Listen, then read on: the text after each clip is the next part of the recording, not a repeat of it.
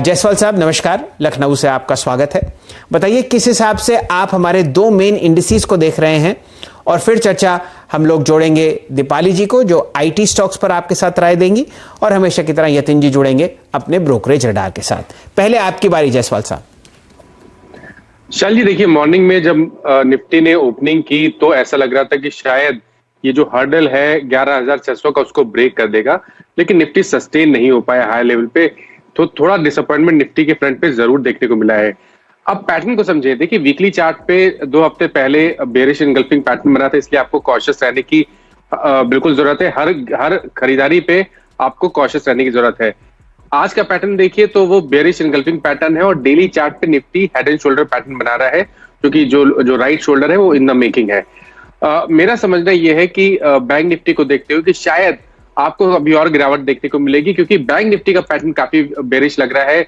100 day moving average already break हो गया, और यहां से अभी बैंक निफ्टी में और गिरावट देखने को मिल सकती है, और शायद 21,400 तक के लेवल्स देखने को मिलेंगे। तो ट्रेड लेना होगा तो वो बैंक निफ्टी में होगा। निफ्टी में फिलहाल के लिए ट्रेड नहीं लेंगे, बैंक निफ्टी को सेल करेंगे, 22,450 के स्टॉप लॉस रखेंगे और 21,400 के टारगेट रहेंगे। ये राय तो आपको दो मेन इंडिसेस पर आते हुए दिख रही है। जायसवाल साहब, चर्चा बढ़ाने से पहले मैं आपकी राय लेना चाह रहा था निफ्टी आईटी इंडेक्स पर। जरा अगर आप इस पे गौर फरमाएं, आज यहां पर एक रिकॉर्ड हाई आता हुआ दिखा है, क्योंकि 3 या 4 ऐसे स्टॉक्स जो आपको उच्चतम लेवल पर बंद होते हुए दिखे। डायरेक्टर साहब आपको टीसीएस का चार्ट दिखाएंगे, इन्फोसिस का चार्ट दिखाएंगे, और खासकर एचसीएल टेक का चार्ट दिखाएंगे, जहां पर आपने लगभग 10.5% की तेजी आते हुए देखी। सारे स्टॉक्स बहुत शानदार तरीके से रिकॉर्ड हाई लेवल्स पर बंद होते हुए दिखे हैं। आईटी इंडेक्स पर अगर आप अपनी राय व्यक्त करें जायसवाल साहब। इंडिया के नंबर 1 ब्रोकर जीरोधा के साथ जुड़िए, जहां पर आपका ब्रोकरेज कुछ भी नहीं लगेगा। ब्रोकरेज लगेगा तो सिर्फ इंट्राडे ट्रेड में, वह भी सिर्फ 20 रुपए। तो दोस्तों, अकाउंट ओपनिंग की लिंक डिस्क्रिप्शन में है, जाइए लिंक पर क्लिक करके जीरोधा में अकाउंट ओपन कराइए। देखिए, आईटी इंडेक्स को समझने के लिए शैल जी वीकली चार्ट देखे तो ज्यादा बेहतर रहेगा, क्योंकि एक रैली हमने 11,200 से देखी थी और 18,000 तक के हाईज बने। उसके बाद कंसोलिडेशन देखने को मिला, और फिर एक फ्लैग ब्रेकआउट पिछले हफ्ते ही देखने को मिला। तो पिछले हफ्ते इंडिकेशन मिल गए थे कि एक शार्प अप मूव देखने को मिलेगा, और आज का पैटर्न तो बिल्कुल क्लियर है। आज बिल्कुल ब्रेकआउट केस है, और शायद इस ब्रेकआउट के बाद आपको यहाँ पर 10 से 12% का अप मूव करंट लेवल से भी देखने को मिल सकता है। तो बिल्कुल निफ्टी आईटी इंडेक्स काफी बेहतरीन लग रहा है, और मैं समझता हूँ कि अब शायद 19,000 या 18,900 का जो स्तर है वो एक सपोर्ट की तरह प्ले करेगा। ये राय आपको यहां पर आती हुई दिख रही है। तो ऐसा करते हैं, जायसवाल साहब दीपाली जी को जोड़ते हैं और बात करते हैं कि आईटी इंडेक्स में दरअसल हुआ क्या, कौन कौन से ऐसे कंपोनेंट्स जहां पर आपने शानदार तेजी आती हुई देखी। दीपाली जी, स्वागत है आपका मार्केट्स टुडे में। बताइए आज क्या हुआ सॉफ्टवेयर इंडस्ट्री में। निफ्टी आईटी इंडेक्स ने रिकॉर्ड हाईज आज टच किए। आप परफॉर्मेंस देखिए, पिछले 3 महीने में निफ्टी आईटी इंडेक्स ने 35% तक के रिटर्न दिए हैं, और वाईटीडी 25% तक के रिटर्न दिए हैं। कई स्टॉक्स हैं जिन्होंने आज के सेशन में रिकॉर्ड हाईज टच किया आईटी स्पेस से। Prominent names Persistent system, HCL Tech, Infosys, Mindtree, TCS, HCL Tech, LNT, info, सभी शेयर्स वो हैं जिन्होंने रिकॉर्ड लेवल्स आज छुए हैं। दरअसल जो ये तेजी बनी है उसके पीछे कई कारण रहे हैं। जून क्वार्टर के जो अर्निंग्स आए हैं, अब तक जो मैनेजमेंट कमेंट्री आई है वो बहुत स्ट्रांग रही है, और ये सिलसिला टीसीएस के मैनेजमेंट कमेंट्री से शुरू हुआ था। उसके बाद इन्फोसिस, विप्रो, माइंडट्री और अब एचसीएल टेक, काफी स्ट्रांग कमेंट्री मैनेजमेंट की ओर से आते हुए दिखी है, जिसकी वजह से अक्रॉस पूरे सेक्टर जो सेंटिमेंट्स है वो बहुत स्ट्रांग आज के सेशन में हुए हैं। एचसीएल टेक ने ये मेंशन किया है कि अब जो आगे का आउटलुक है वो बहुत स्ट्रांग नजर आ रहा है, डील विन के हिसाब से, कांस्टेंट करेंसी ग्रोथ के हिसाब से, और उन्होंने एक गाइडेंस भी दी है कि Q2 में जो रेवेन्यू ग्रोथ है वो कांस्टेंट करेंसी टर्म्स में 3.5% बढ़ सकती है सीक्वेंशियल बेसिस पे। और साथ ही ये इंडिकेशंस भी दिए हैं कि अब जो इनिशियल स्लोडाउन देखा गया था ऑर्डर्स में वो काफी स्ट्रांगली पिकअप हो रहा है, डील विंस भी हो रहे हैं, तो अब सेंटिमेंट्स बूस्ट हो रहे हैं। और हाल फिलहाल में जितनी भी ब्रोकर हाउसेस के रिपोर्ट्स भी उन्होंने भी मेंशन की है बात की जो सेकंड हाफ होगा इस फाइनेंशियल ईयर के लिए वो आईटी के लिए बहुत स्ट्रांग रहेगा। इकोनॉमिक एक्टिविटी जैसे अक्रॉस द ग्लोब पिकअप कर रही है, इन्वेस्टमेंट्स नहीं आएंगी जिसका फायदा पहुंचेगा। तो स्ट्रांग अर्निंग्स आउटलुक के मद्देनजर इस पूरे स्पेस में अच्छी बाइंग देखी गई है। चलिए, ये तो आपने फंडामेंटल रीजंस बहुत ही शानदार तरीके से व्याख्या में बताए दीपाली जी। वापस जायसवाल साहब के पास जुड़ते हैं। जायसवाल साहब, कोई 2 ऐसे स्टॉक्स बताइए जो आईटी में फिलहाल आपको पसंद आते हो, जहां पर अभी आपको रूम दिखता हो ऊपरी सतह में बढ़ने का। देखिए ज्यादातर आईटी स्टॉक्स चार्ट्स पे अच्छे लगते हैं शैल जी। और लार्ज कैप में अगर हम बात करें तो पहला स्टॉक तो इन्फोसिस का रहेगा, क्योंकि यहाँ पर भी एक बहुत क्लियर ब्रेकआउट 970 के ऊपर देखने को मिला है। और अब पैटर्न और वॉल्यूम को देख के ऐसा लगता है कि शायद इन्फोसिस में हमें 1025 तक के लेवल्स देखने को मिलेंगे, तो 50 रुपए का आपको करंट लेवल से देखने को मिल सकता है। तो खरीदारी करें, 950 का स्टॉप लॉस रखें।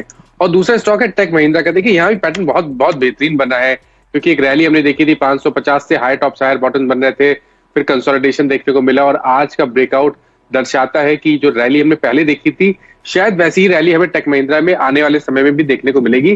तो टेक महिंद्रा में भी खरीदारी करें, 760 का स्टॉप लॉस रखें और 850 के टारगेट सेट करें। डायरेक्टर साहब जरा लंबी अवधि का टेक महिंद्रा का चार्ट दिखाइए। मेरे सामने 90 लाख शेयर का वॉल्यूम आज आपने आते हुए देखा और ये स्टॉक आपको मिड मार्च के हाईएस्ट लेवल पर आता हुआ दिखेगा।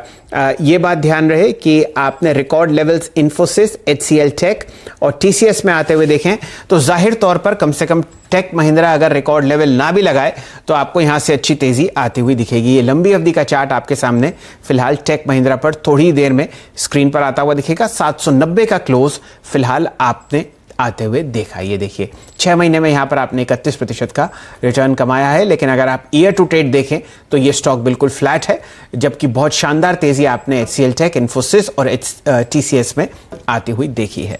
जायसवाल साहब, आपके 2 पसंदीदा काउंटर्स जहां पर आप कोई लॉन्ग कॉल या शॉर्ट कॉल देना चाहेंगे कल के सत्र के लिए? देखिए मार्केट की कंडीशन को देखते हुए शैल जी एक चीज तो लगती है कि शायद IT और ऑटो ये 2 क्षेत्र ऐसे हैं जहां पर अगर मार्केट में वीकनेस भी देखने को मिलेगी तो शायद यहाँ पर कोई बड़ी गिरावट नहीं देखने को मिलेगी। तो पहला बेट रहेगा ऑटो की तरफ और यहाँ पर एक ब्रेकआउट केस है अशोक लेलैंड में, क्योंकि एक कंसोलिडेशन देखने को मिला और फाइनली आज स्टॉक ने 73 का एक अहम रेजिस्टेंस ब्रेक किया है। तो अशोक लेलैंड में खरीदारी करने की राय रहेगी। 70 रुपए के स्टॉप लॉस रहेंगे और 85 के टारगेट रहेंगे। दूसरा एक सेल कॉल है HDFC लिमिटेड में। देखिए यहाँ पर लगातार वीकनेस पिछले करीब 2 से 3 हफ्ते से लगातार वीकनेस देखने को मिल रही है और आज जब स्टॉक ने एक अहम सपोर्ट जो कि 1750 के आसपास था उसको ब्रेक किया है तो शायद मैं समझता हूँ कि आने वाले 2 से 3 दिनों में 1640 तक के स्तर देखने को मिल सकते हैं। तो यहाँ बिकवाली की राय रहेगी, 1790 का स्टॉप लॉस रखें।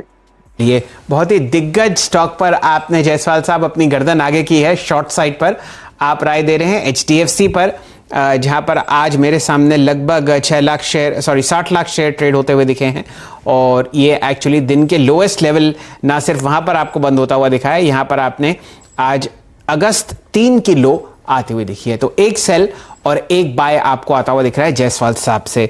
और चर्चा को बढ़ाते हैं। शानदार आपने रैली आती हुई देखी PSU बैंक्स में आज जायसवाल साहब। लगभग कई ऐसे स्टॉक्स थे जो आपको उच्चतम लेवल पर दिन के बंद होते हुए दिखे, वहां पर कोई आप लॉन्ग या शॉर्ट कॉल शेयर करना चाहेंगे हमारे दर्शकों के साथ? नहीं, मैं नहीं समझता कि PSU बैंक में आपको खरीदारी करनी है। थोड़ा कॉशियस रहने की बिल्कुल जरूरत है। और शैल जी जिस तरह के पैटर्न, जिस तरह का अंडर परफॉर्मेंस बैंक निफ्टी में देखने को मिल रहा है, तो मैं नहीं समझता कि आपको PSU या तो प्राइवेट में खरीदारी करनी है। बैंकिंग क्षेत्र से दूर रहें तो अच्छा। और काफी अगर आप देखिए तो फाइनेंशियल सेक्टर के जो स्टॉक थे, NBFC स्टॉक थे, वहां पर भी वीकनेस देखने को मिली है। तो इस क्षेत्र से दूर रहे तो बेहतर रहेगा। जी, एक मैं अपने दर्शकों के साथ इंस्टेंट शेयर करना चाहूंगा। अगर आप HDFC बैंक का लंबी अवधि का चार्ट दिखा पाए हमारे दर्शकों को डायरेक्टर साहब, तो आपने यहां पर एक जरा परेशानी वाला डेवलपमेंट ये देखा है कि स्टॉक अपने 200 DMA के नीचे आज बंद हुआ है और ये एक चिंता का विषय है क्योंकि ये बाजार का हेवी वेट है और इसी वजह से अगर आप यहां पर लाल निशान आते हुए देखते हैं तो निफ्टी बैंक भी थोड़ी परेशानी में रहेगा। 2% नीचे 1058। जायसवाल साहब, आपने एक शॉर्ट कॉल इसके पेरेंट HDFC पर दी है, बताइए HDFC बैंक पर आपकी क्या व्यक्तिगत राय है? शैल जी मेरे ख्याल से 2 या 3 हफ्ते पहले ही स्टॉक ने 1150 के हाई बनाए थे और फिर वहां से वीकनेस देखने को मिली थी। तो वो एक डबल टॉप की तरह पैटर्न बना था और जब स्टॉक ने आज अपना 200 डे मूविंग एवरेज ब्रेक कर दिया है तब तो मैं समझता हूँ कि हमें बहुत ही जल्दी 995 और 1000 तक के स्तर देखने को मिल सकते हैं। यहाँ पर भी बिकवाली करने की सलाह रहेगी। बस थोड़ा सा चेंज ये है कि जब उछाल मिले 1065 के आसपास तो वहां बिकवाली करें, 1095 का स्टॉप लॉस रखें और 1000 के टारगेट सेट करें। जायसवाल साहब, आज बहुत ही शानदार रैली हमने मिड कैप इंडेक्स में आती हुई देखी। लगभग 2.7% ऊपर आपको बंद होता हुआ दिखा। मेरे सामने जो स्क्रीन है वहां पर लगभग 12 या 15 ऐसे स्टॉक्स हैं जिन्होंने 10 से 14% की रैली आते हुए दिख रही है। मैं ये जानना चाह रहा था कि क्या आप एडवाइस कर रहे हैं मोमेंटम को चेस करने की मिड कैप्स में, या आप कहेंगे कि थोड़ा धैर्य रखें और फिर सोच समझ कर ट्रेड करें? देखिए शैल जी, ये पूरा स्टॉक स्पेसिफिक मार्केट है, यहाँ पर आपको दोनों साइड के ट्रेड लेने पड़ेंगे।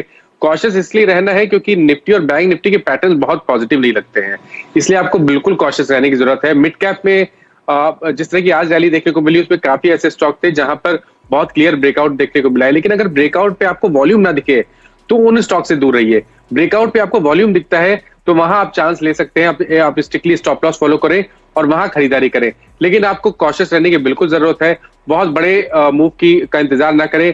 जब आपको एक डिसेंट प्रॉफिट देखने को मिले तो आपको मिड कैप में भी प्रॉफिट बुक करना है। चलिए ऐसा करते हैं, यतिन जी को जोड़ते हैं डायरेक्टर साहब।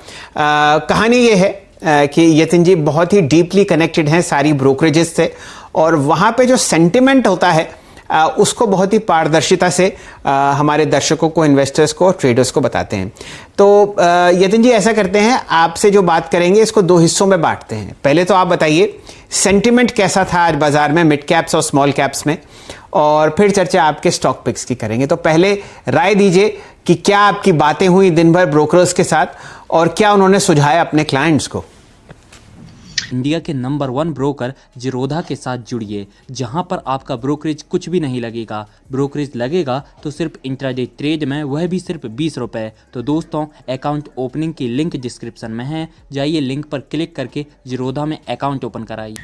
देखिए शैलेंद्र जी, जहां तक की सवाल है सेंटिमेंट का, क्योंकि मिड कैप में बहुत बड़ा डीप करेक्शन हमको आज के सत्र में देखने को नहीं मिला, तो सेंटिमेंट तो मार्केट का मजबूत था। लार्ज कैप्स की अगर आप बात करें तो कहीं ना कहीं बैलेंसिंग फैक्टर जो है होता है। कभी रिलायंस इंडस्ट्रीज मार्केट को संभाल लेता है, लीडरशिप देता है, कभी कभी आईटी स्टॉक्स लीडरशिप देते हैं, जो आज के सत्र में हमको उन्होंने दिए। हल्की सी मुनाफा वसूली थी, लेकिन शैल जी जो चिंता की बात है या जो रिएक्शन की बात है वो 15 तारीख के बाद ही पता चलेगी, क्योंकि 15 तारीख तक सेबी ने ये प्रावधान रखा है कि मार्जिन शॉर्टफॉल पे कोई भी टाइप की पेनल्टी नहीं होगी।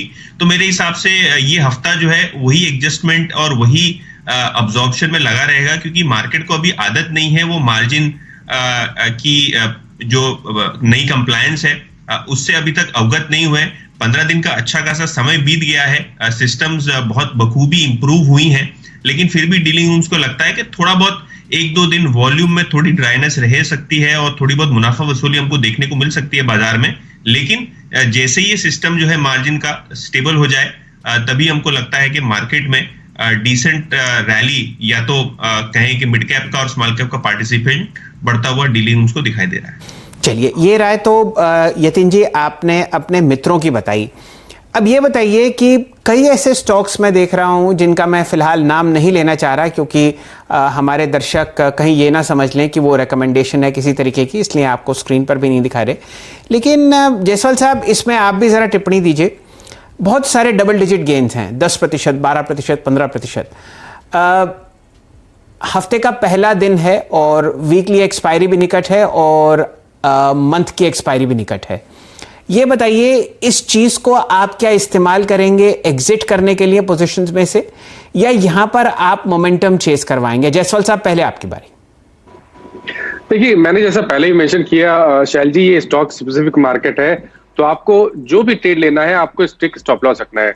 दो चीज मैं बताता हूं, आपको इलिक्विड काउंटर में नहीं जाना है। मैं समझ रहा हूं कि एक बढ़िया मोमेंटम देखने को मिल रहा है, लेकिन आपको इलिक्विड काउंटर की तरफ नहीं देखना है, क्योंकि वहां पर आप स्टॉप लॉस लगा नहीं पाएंगे। अगर आप अपर सर्किट या लोअर सर्किट लगना शुरू हो गए तो आप वहां पर फंस सकते हैं। इसलिए मेरा क्या समझना है कि आपको वहां पर नहीं जाना है, और सर्किट टू सर्किट वाले जो स्टॉक्स होते हैं उनसे आप बिल्कुल दूर रहिए। जहां पर आपको 5%, 10% सर्किट रोज देखने को मिले, तो वो आप समझ लीजिए कि वहां आपके फंसने के चांसेस बहुत ज्यादा है।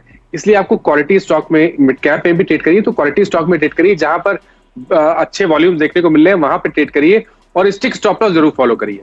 जी, तो जो भी दर्शकगण स्मॉल कैप इंडेक्स में 5% की रैली और मिड कैप इंडेक्स में 3% की रैली देख रहे हैं, और वो ये मान के चल रहे हैं कि कल वो बाजार में कूदेंगे अपने फिक्स्ड डिपॉजिट तोड़कर, मेरी व्यक्तिगत राय है कि आप बहुत ही सोच समझ कर लॉन्ग साइड पर ट्रेड लें और बहुत अच्छी रिसर्च करें, और उसके बाद स्टॉप लॉस का भी ज़रा ठीक ठाक तरीके से इस्तेमाल करें। यतिन जी, बताइए आज आपके पिटारे में क्या है?